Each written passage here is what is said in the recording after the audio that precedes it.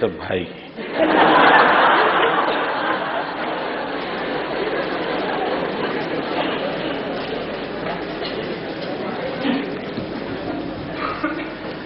मैं सबसे पहले आपसे मांगता हूं, क्योंकि ये कार्यक्रम की रचना शायद 11th को तय हुई थी और मुझसे भी आग्रह था कि मैं 11th को आपके कार्यक्रम में आऊं,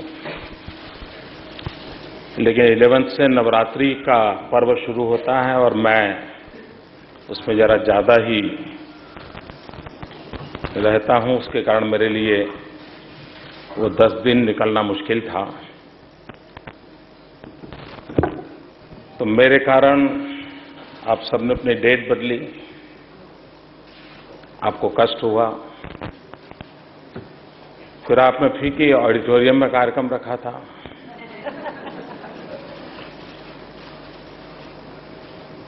तो आपकी कठिनाई और बढ़ गई, तो आपको फिर वेन्यू चेंज करना पड़ा, आपको कष्ट हुआ और यहां पर भी इतने लोगों को खड़ा होना पड़ रहा है, आपको कष्ट हो रहा है। इन सब बातों के लिए मैं आपसे क्षमा मांगता हूं।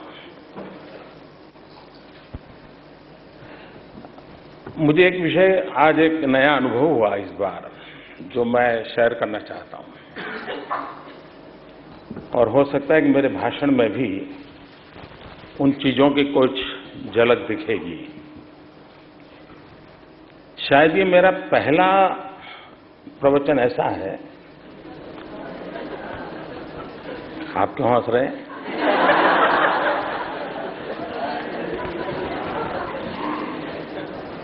चलिए, मुझे बाद में आपके हंसने का कारण बता देना।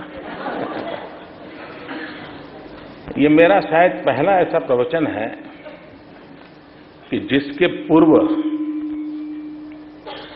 मुझे फेसबुक पर और ट्विटर पर बहुत बड़ी मात्रा में आपसे जुड़ी हुई महिलाओं ने संपर्क किया। इतना ही नहीं, कई सारे सवाल भी पूछे और बहुत सारे सुझाव भी दिए और इसलिए मुझे भाषण पे कोई ज्यादा सोचना नहीं पड़ रहा है और मैं इस प्रयोग को आज स्वागत करता हूं कि यहां आने से पूर्व मुझे खुशी है कि इतनी बड़ी मात्रा में सामाजिक विषयों पर, जेंडर इश्यूज पर, देश के विषय पर हमारी बहनें, माताएं इतनी प्रोएक्टिव हैं, उनके मन में चिंता है, उनके मन में सुझाव है और मैं इस सोशल मीडिया टेक्नोलॉजी का आभारी हूं, जिसके कारण मैं इतनी बड़ी मात्रा में माताओं बहनों से कनेक्ट कर पाया और उनके मन की बातें जान पाया। तो एक अच्छा अवसर मुझे मिला है और इस अनुभव से मैं जरूर इस बात को देश के सभी नागरिकों के सामने रखना चाहता हूं कि भविष्य में भी मुझे अगर कहीं इस प्रकार से जाना हो, जैसे मैं कलकत्ता जा रहा हूं, मैं चाहूंगा कि जहां जा रहा हूं उनके मन में कुछ सवाल हो, कुछ विचार हो, मुझे जरूर इस टेक्नोलॉजी का उपयोग करके भेजें। मैं जरूर उसको गंभीरता से नोट लूंगा। I will note it. और आपको आगे भी निमंत्रण है। कुछ लोगों को रहेगा कि यार हम तो रह गए, तो आपको निमंत्रण है, आगे भी आप अपने सुझाव मुझे दे सकते हैं। हमारे देश में हमारी सांस्कृतिक परंपरा में, हमारी सांस्कृतिक विरासत में मां का स्थान सबसे ऊपर होता है। मां शब्द सुनते ही एक श्रद्धा का भाव प्रकट होता है और जहां भी पवित्रता है, जहां भी शुद्धता है, उन सब में हमें मां नजर आती है। ये हमारे संस्कार में है, ये हमारी परंपरा में है। अगर गंगा के प्रति हमारी श्रद्धा है तो गंगा को भी मां कहेंगे। भारत के प्रति भी श्रद्धा है तो भारत को मां कहेंगे।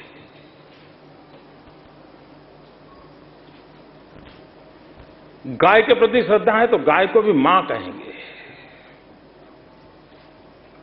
और उस अर्थ में सदियों से हमारे देश में मां का स्थान, नारी का स्थान सर्वोपरि माना गया है और उसमें कोई दुविधा कभी नहीं रही। लेकिन हजारों 1200 साल की गुलामी के कालखंड में हमारे भीतर बहुत सी बुराइयां आई, बहुत सी कमियां आई और कमियां उस रूप तक आई कि 18वीं सेंचुरी में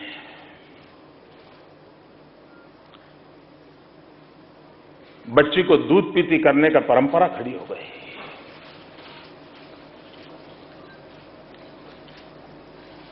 बच्ची के जन्म के साथ दूध के पतीले में उसको डुबो दिया जाता था, उसे मौत के घाट उतार दिया जाता था। और 18वीं सेंचुरी में वो सामाजिक कारण रहे होंगे, जो भी उन्होंने उस समय कारण दिए होंगे, लेकिन हम कल्पना कर सकते हैं ये यहां तक हमारी विकृति पहुंची। देश आजाद होने के बाद लग रहा था कि हम आधुनिक भारत की ओर आगे बढ़ेंगे। हम लोगों को लगता था कि विश्व के सामने मातृ गौरव की हमारी परंपरा को हम दुनिया के सामने एक मॉडल के रूप में पेश करेंगे। समान जीवन में नारी का स्थान क्या हो सकता है हम दुनिया के सामने दिखाएंगे। लेकिन जैसे जैसे हम आधुनिक होते गए, ज्यादा से ज्यादा पढ़े लिखे होते गए, लगता है हमारी विकृतियां और बढ़ गई। और कभी कभी तो मुझे लगता है कि हम लोग 18वीं सेंचुरी से भी कभी कभी पीछे गए हैं, ऐसा व्यवहार करते हैं। कम से कम 18वीं सेंचुरी में बेटी को जन्म लेने का अवसर मिलता था, उसे सांस लेने के कुछ पल मिलते थे, उसकी जन्मदात्री मां को देखने का सौभाग्य मिलता था। पल दो पल क्यों न हो अपने रिश्तेदारों की ओर नजर करने का अवसर मिलता था और बाद में उसको मौत के घाट उतार दिया जाता था। लेकिन आज 21वीं शताब्दी में मां के पेट में ही बेटी को मार दिया जाए, बेटी होने वाली इसलिए गर्भपात हो,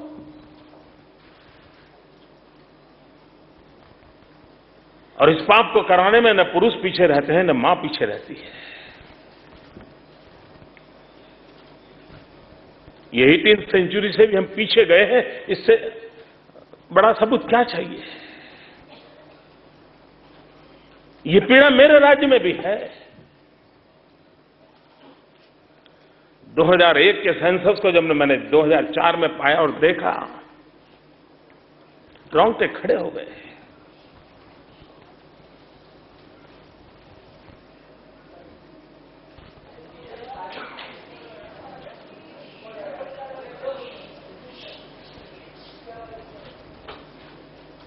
रोए तो किसके सामने रोए।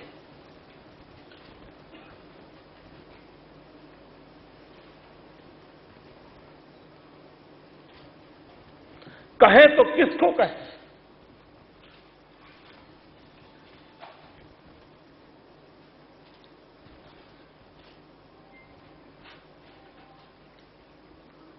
ये दर्द, ये पीड़ा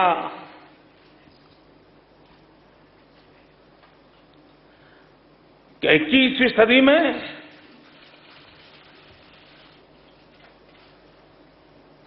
हमें सर उठाने की ताकत देती है और तब जाकर के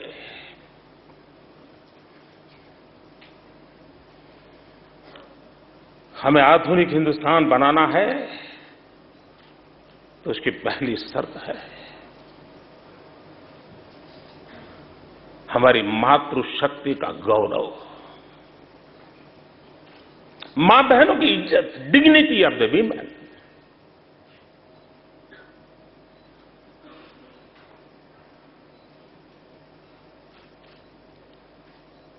समाज जीवन में स्थितियों को बदलना पड़ेगा। तो एक तरफ हम जो बुराइयों में फंसे हैं, उसको बड़ी कठोरता के साथ उससे मुक्ति के लिए हम सबको प्रयास करना होगा। व्यक्ति के नाते, परिवार के नाते, समाज के नाते, सरकार के नाते हम सबको करना पड़ेगा।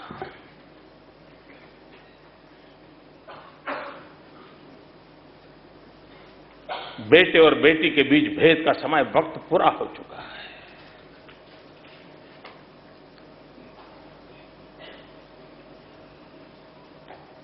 और मैंने ऐसे परिवार देखे हैं, सुख हो, वैभव हो, सब कुछ हो, 4-4 बेटे हो, लेकिन मां बाप को रहने के लिए जगह न हो। मैंने ऐसे परिवार देखे हैं। मां ने बेटे को इसलिए बड़ा किया था कि बेटा बुढ़ापे में काम आएगा, लेकिन मैंने ऐसी माताएं देखी, ऐसी बेटियां देखी हैं, जिन बेटियों ने बुढ़ापे में मां बाप को कमी महसूस न हो, इसलिए शादी करने से इनकार कर दिया। मां बाप की अकेली बेटी होने के नाते जिंदगी मां बाप को समर्पित की, और जीवन भर कोई बेटा काम करे उससे ज्यादा अच्छा बेटी ने मां बाप का शान शौकत बढ़ाने का काम किया।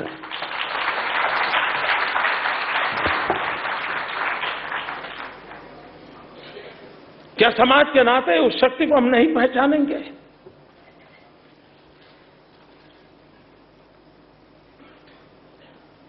आज जीवन का कोई भी क्षेत्र देखिए, जहां भी लड़कियों को अवसर मिला है, बहनों को अवसर मिला है, वो पुरुषों से 2 कदम आगे निकल गई है। इस धरातल की सच्चाई को स्वीकार करना होगा, और एक समाज के नाते, परिवार की व्यवस्था के नाते हम सबसे पहले इस काम की ओर आगे बढ़ना होगा।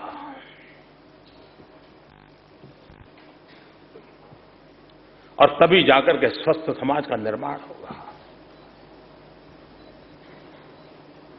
आज मैं कई प्रदेश देख रहा हूं जहां लड़कों को शादी के लिए कठिनाई हो रही है, लड़कियों की तादाद कम होती जा रही है, समाज इम्बैलेंस हो रहा है,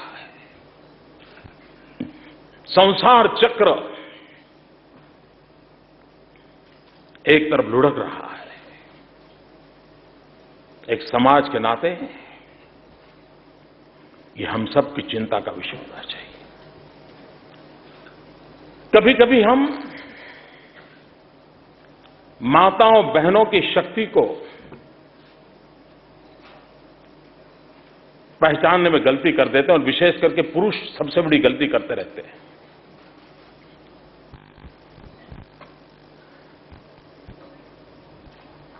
नारी एक शक्ति का धोध होती है, माता एक शक्ति का अंबार होती है।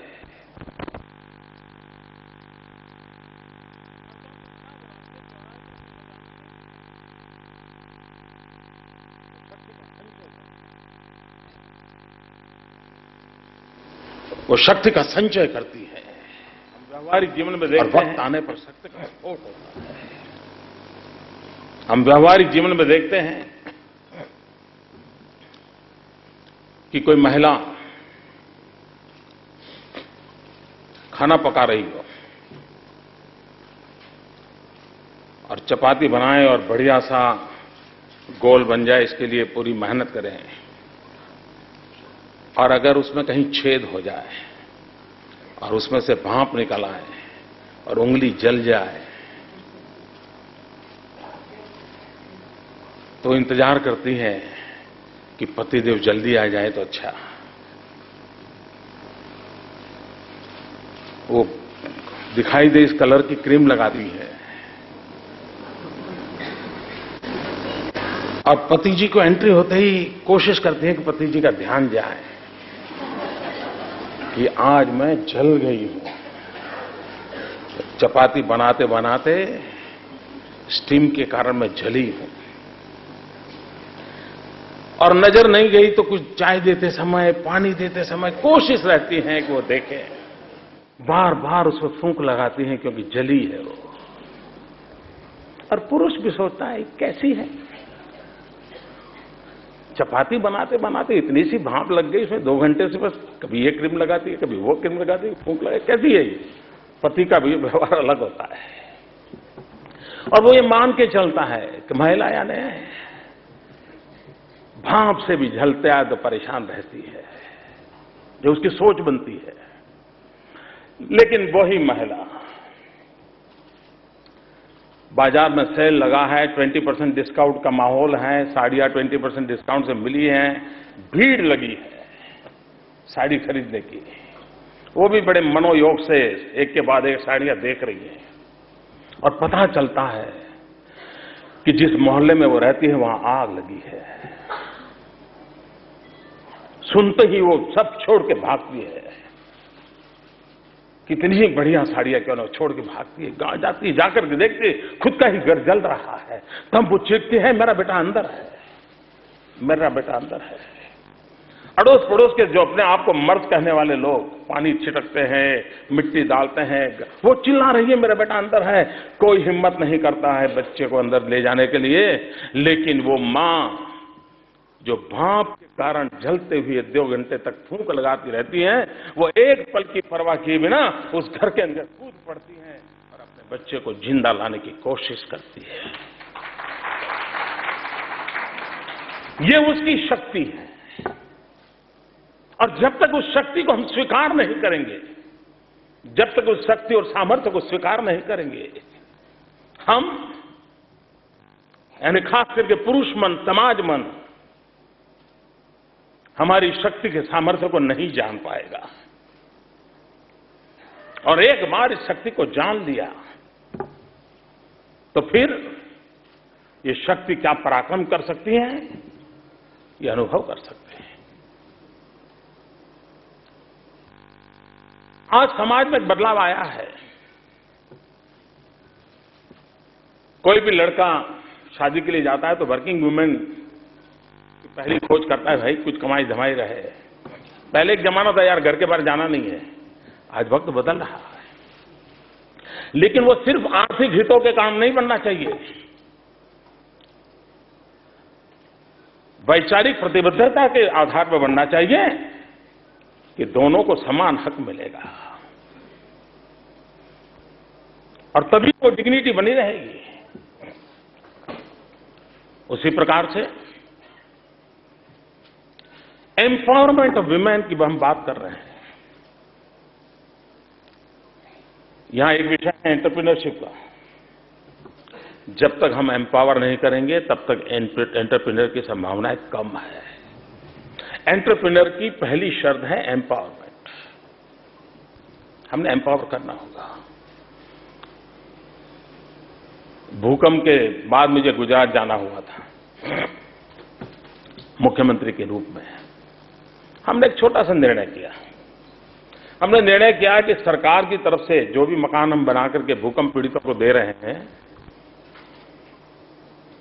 वो सारे मकान उस परिवार की प्रमुख महिला के नाम दिए जाएंगे। और बाद में हमने सरकार में नियम बना दिया।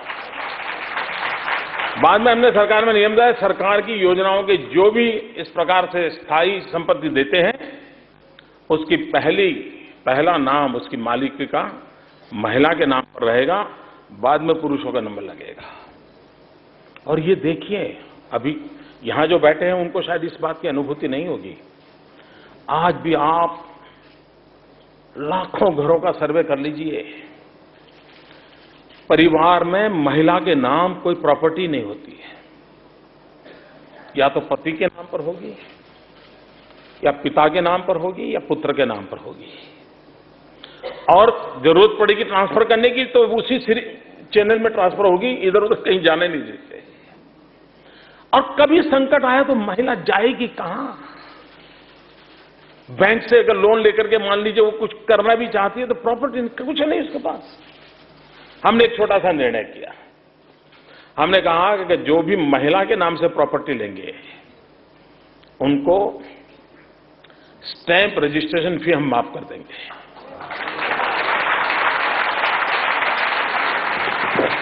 उसका परिणाम यह आया, सरकार की तिजोरी पर तो पिछले कुछ वर्षों में 550-600 करोड़ का हमारा नुकसान हो गया, लेकिन लाखों परिवारों में प्रॉपर्टी महिलाओं के नाम खरीदी गई।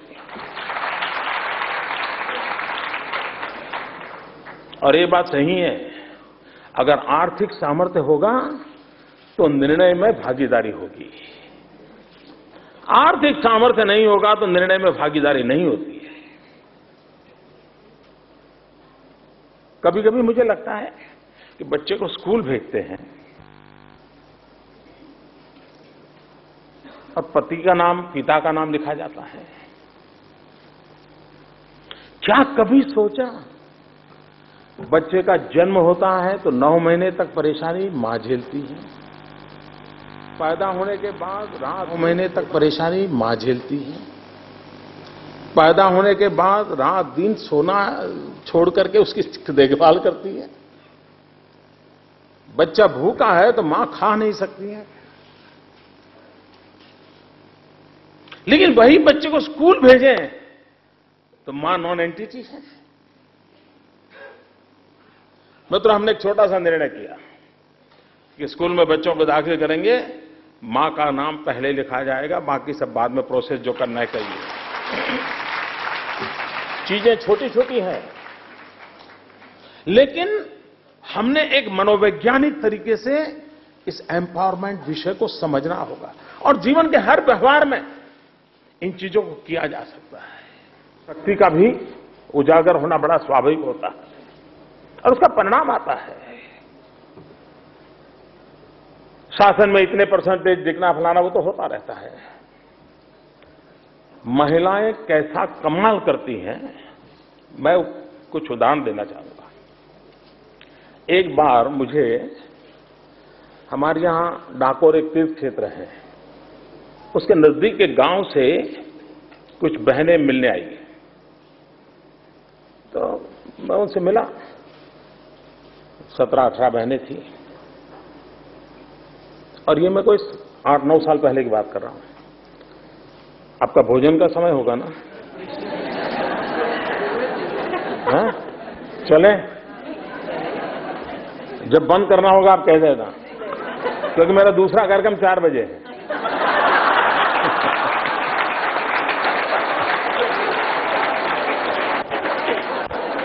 और मेरे कारण माताएं बहनें भूखी रहें वो ठीक नहीं है। वो बहनें मुझे मिलने आएगी तो उस गांव ने एक बढ़िया निर्णय किया था। ये रिजर्वेशन सिस्टम के कारण उस गांव में पंचायत के प्रमुख के नाते उस समय महिला की बारी थी, तो नेचुरल कोर्स में कानूनन महिला गांव की सरपंच बनने वाली थी। लेकिन गांव ने निर्णय किया कि भाई अगर एक बहन सरपंच बनने वाली है और 1/3 बहनें जीत करके आने वाली है, क्यों ना इस बार 5 साल के लिए सारा कारोबार महिलाओं को दिया जाए। और हैरानी की बात है, किसी पुरुष ने चुनाव में अपना नामांकन नहीं भरा। वो पुरुषों को बधाई दो।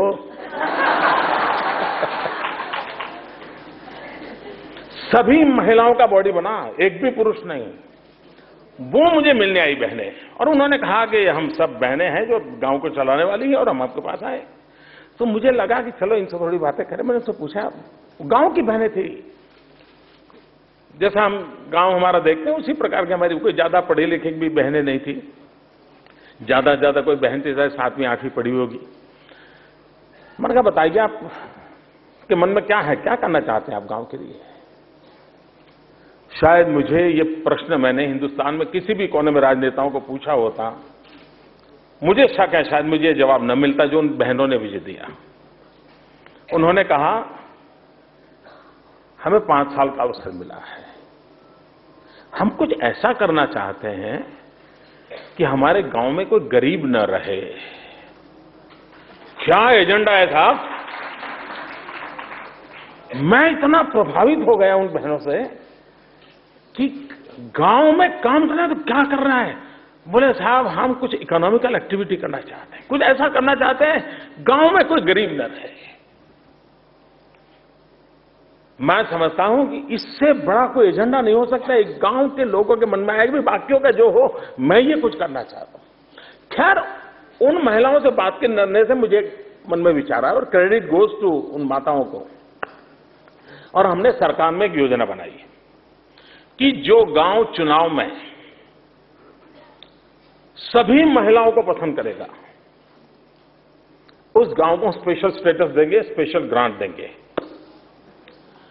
और आप माताएं बहनें आप जान करके खुशी होगी, देश के लोग मेरे मुझसे सुन रहे हैं खुशी होगी, मेरे गुजरात में 300 से अधिक गांव ऐसे निकले जिन्होंने पूरा कारोबार माताओं के हाथ में दिया हुआ है।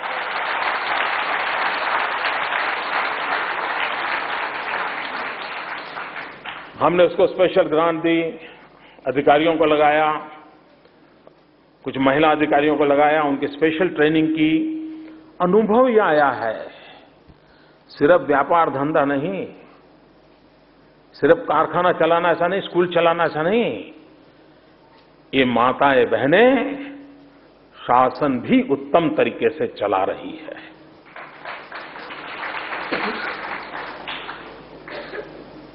उस गांव के लोगों का विश्वास बना है। और कुछ गांव ऐसे हैं का विश्वास बना है, और कुछ गांव ऐसे हैं कि जिन्होंने दूसरी टर्म भी यही किया। अब ये अपने आप में आज के युग में, और जब मेरे गुजरात में तो एक एक गांव के पास पहले तो बेचारे को ध्वजवंदन करना हो तो झंडा लाने का खर्चा भी सरपंच को अपनी जेब से करना पड़ता था। एक जमाना था अपने यहां। आज गांव को हमारे यहां साल भर में 2-5 करोड़ रुपए की ग्रांट, ये तो रूटीन है। उसके बावजूद भी बहुत बड़ी बात है। भाइयों बहनों, कभी कभी ये चलता है कि भाई एंटरप्रेन्योरशिप के लिए कोई ट्रेनिंग हो, कोई फाइनेंशियल अरेंजमेंट हो, लेकिन हमें कई ऐसे उदाहरण मिलेंगे कि जिन उदाहरणों में हमें ध्यान में आएगा कि हरेक के अंदर एंटरप्रेन्योरशिप की क्वालिटी इनबिल्ट होती है। उसको उसके अंदर पड़ी हुई शक्तियों के अनुकूल अगर व्यवस्थाएं मिले, अवसर मिले, प्रोटेक्शन मिले, तो वो परिणाम देने का सामर्थ्य रखते हैं। और इसलिए एक सरकार के नाते, एक समाज के नाते, व्यवस्था के तहत हम लोगों को ये शक्तियां कैसे खिले, उस पर हम कैसे बल दें, उसको हम कैसी प्राथमिकता दें, और अगर देते हैं तो उसका परिणाम आता है। भारत के विकास दर की चर्चा होती है, ग्रोथ की, और कभी कभी निराशा आती है, नहीं नहीं भाई इससे आगे नहीं बढ़ सकते, ऐसी चर्चा होती है। आज हम जहां हैं वहां हमारी मातृशक्ति है, वहां हमारी मातृशक्ति के ऑर्गेनाइज वे में जो इन्वॉल्वमेंट चाहिए उसकी मात्रा बहुत कम है। पॉलिसी के तहत समाज की 50% शक्ति को जोड़ना है। ये अगर निर्णय करके हम करेंगे तो भारत जो आज ग्रोथ के कारण जहां अटका हुआ है उसको आगे खींच के ले जाने का काम अकेली हमारी ये 50% माताएं बहनों की शक्ति कर सकती है। और जोड़ते हैं तो परिणाम आता है। और पश्चिम के लोगों की सोच है कि भारत में महिलाएं यानी घरेलू होती हैं और कोई कामधाम नहीं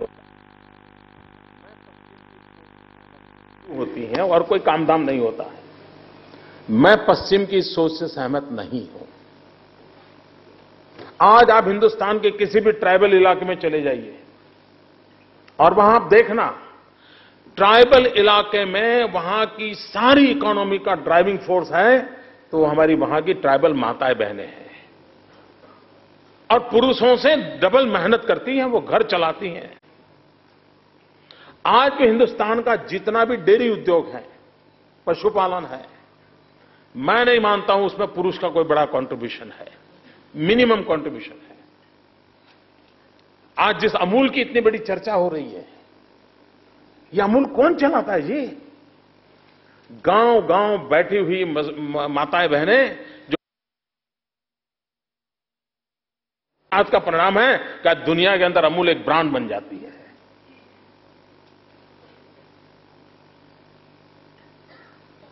यानी इसका मतलब यह नहीं है कि भारत में महिलाएं आर्थिक विकास यात्रा में कहीं है नहीं, ऐसा नहीं है। लेकिन जो कमी है वो कमी यह है कि ये सब करने के बावजूद भी वो डिसीजन मेकिंग प्रोसेस में पार्टनर नहीं है। घर में भी देखा होगा, बाप और बेटा बिजनेस की चर्चा करते हो, कोई नए डीलिंग की चर्चा करते हो, और इतने में मां चाय लेकर के आई हो और 2 मिनट खड़ी होकर के बात सुनने की कोशिश करे, तो बाप क्या बोलता है? अरे अरे तुम काम करो, जाओ किचन में जाओ, हम जरा बात करते हैं। यानी जोड़ते ही नहीं है। जरा बताओ तो जरा, सही बोल रहा हूं ना? हाँ, तो ये बदलाव लाना है। हमने उनको निर्णय प्रक्रिया में जोड़ना होगा और डिसीजन मेकिंग प्रोसेस में जितनी उनकी भागीदारी बनेगी उतनी ही शक्ति बढ़ने वाली है। जहां तक एंटरप्रेन्योरशिप का सवाल है, आप मुझे बताइए, किसी छोटे मोटे उद्योगकार का इतनी बड़ी मात्रा में मल्टीनेशनल पिज्जा हट मानो आ गए हो, उसके काम में कोई टिक सकता है क्या? टिक सकता है क्या? नहीं टिक सकता ना। मैं आपको उदाहरण देता हूं। अहमदाबाद में हमारे यहां एक जसू बहन के पिज्जा बहुत पॉपुलर है। जसू बहन के पिज्जा, और पिज्जा हट के बगल में अगर उसका आदमी स्टॉल लेकर के खड़ा है, तो हमारे यहां पढ़ा लिखा नौजवान होगा तो भी जसू बहन के पिज्जा को हाथ लगाता है, उधर नहीं लगाता है।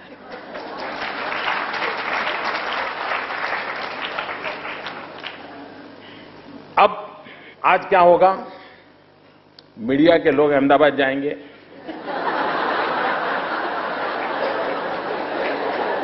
वो ढूंढेंगे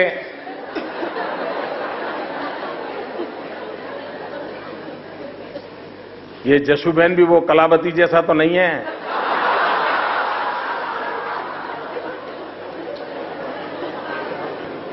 और इसलिए मैं कह दूं मीडिया के मित्रों को, उन जसू बहन का 5 साल पहले स्वर्गवास हो गया। आखिरी सांस उन्होंने पुणे में ली, लेकिन उस अकेली औरत ने, उस महिला ने अपने परिश्रम से, और जसूबेन को गए 5 साल हो गए, उसके बावजूद भी आज भी जसूबेन के पिज्जा बहुत बड़ा मार्केट कैप्चर करके चल रहे हैं। आप लोग 5 स्टार होटल में जाएंगे तो हर प्रकार का मेनू में लिखा होता है, सलाद मिलेगा, ठीक है, लेकिन ये किसका सलाद है वो नहीं लिखा जाता है। ये दही है तो उसमें लिखते नहीं कि अमूल का दही या मदर डेयरी का दही, ऐसा नहीं लिखते, दही लिखते हैं।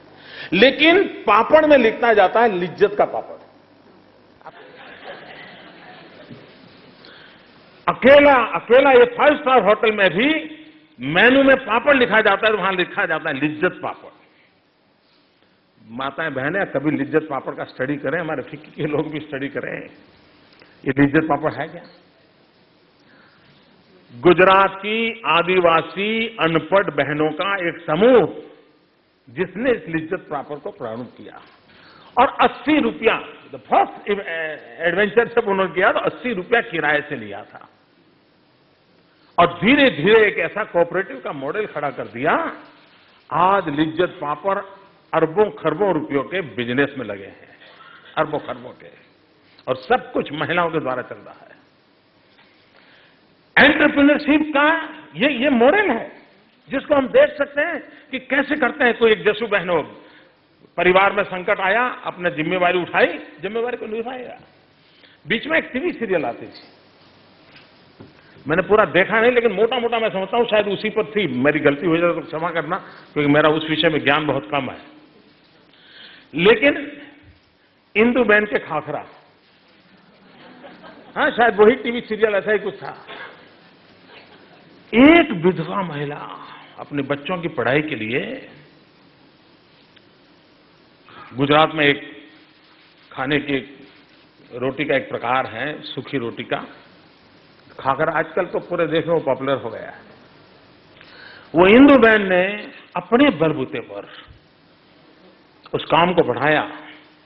अब उन्होंने, उनके बच्चों ने चलाया है, पढ़े लिखे बच्चे हैं लेकिन उस काम में लगे हैं, और आज वो इस क्षेत्र में, यानी खाद्य पदार्थों के क्षेत्र में उन्होंने अपना एक नाम कमा लिया है। अगर एक बहन समय के कारण कुछ काम शुरू करती है, लेकिन किस प्रकार से कर सकती है, इसका हम निर्णय देख सकते हैं। कभी कभी जो न्यू एवेन्यूज की बात होती है, कैसे प्रोफेशनलिज्म आ रहा है, किस प्रकार से काम आगे बढ़ रहा है, हम बारीकी से देखें तो हमें उसमें से प्रेरणा मिलती है। और ये सरकार नहीं कर रही है, मैं जो बोल रहा हूं उसमें न नरेंद्र मोदी का कोई रोल है, न गुजरात सरकार का कोई रोल है। मैं सिर्फ ये माताओं बहनों की ताकत का ही वर्णन कर रहा हूं। उन्हीं के भरोसे होता है और उन्हीं के अपने पुरुषार्थ से होता है। सरकार एक फैसिलिटेटर के नाते काम करती है, एम्पावर करने के लिए कुछ नीति नियमों को जरूर बनाती है, लेकिन समाज इस शक्ति को पहचानती है और उस शक्ति के भरोसे पर उसको आगे बढ़ाने का प्रयास करती है। एक ऐसा एवेन्यू मेरे नजर आता है, जैसे आप में से अधिकतम महिलाएं फिक्की से जुड़े हुए, इसलिए मैं आप ही को एड्रेस करते समय कहना चाहूंगा, आपके परिवारजन कोई न कोई उद्योग व्यवसाय में होंगे, आप भी हो सकते हैं उसमें, और आपके उस व्यवसाय के कारण आपके परिवार की एक पहचान भी बनी होती है। और आपकी इंडस्ट्री का कोई भी ब्रोचर देखोगे, कंपनी का कोई भी ब्रोचर देखोगे, तो आपने देखा होगा कि फर्स्ट 2-3 पेज, पहले 2-3 पन्नों पर कंपनी क्या सोशल काम करती है उसका वर्णन होता है। किसी गरीब की सेवा करते होंगे, छोटा अस्पताल चलाते होंगे, कोई स्कूल चलाते, वो सब पहले कंपनी अपना 2-3 पेज में वो देती है, और बाद में जाकर के उनकी प्रोडक्ट क्या है, फाइनेंशियल सिचुएशन क्या है, वो सारी बातें आगे के पेज में आती है। इसका मतलब ये हुआ कि हर कंपनी को लगता है कि कंपनी का चेहरा तो यही होना चाहिए। अगर ये हमारी जितनी 100 करोड़ से ज्यादा बिजनेस करने वाली जितनी कंपनियां हैं, और आजकल तो नियम है, कुछ पैसे कॉर्पोरेट सोशल रिस्पांसिबिलिटी के रूप में खर्च करना होता है, इनकम टैक्स के कारण उसको लाभ होता है, और सभी कंपनियां उस CSR को फायदा लेते हैं। अगर हमारे ये उद्योगकार मित्र अपने परिवार की बहन, मां, पत्नी, किसी को भी ये CSR का काम दे दे, मैं विश्वास से कहता हूं वो उत्तम काम करके दिखाएगी, क्योंकि उसके अंदर संवेदनाएं भरी पड़ी है और सच में उनको सेटिस्फैक्शन मिलेगा। सिर्फ हम उस व्यवसाय से जुड़े हुए, हमारे पति जुड़े, हमारा परिवार जुड़ा है, उससे बाहर निकल करके ये सचमुच में एक बहुत बड़ा क्रिएटिव रोल कर सकती है। हमने एक छोटा प्रयोग अभी प्रारंभ किया है, अभी शुरुआत है। We have a 1600 kilometre coast line, और कोस्ट लाइन पर हमारी मछुआरे परिवार रहते हैं, और मत्स्योद्योग जो है साल में 6 महीना बंद रहता है, वेदर के कारण समुद्र में जा नहीं सकते, उनको नीति नियम होते हैं, तो 6 महीने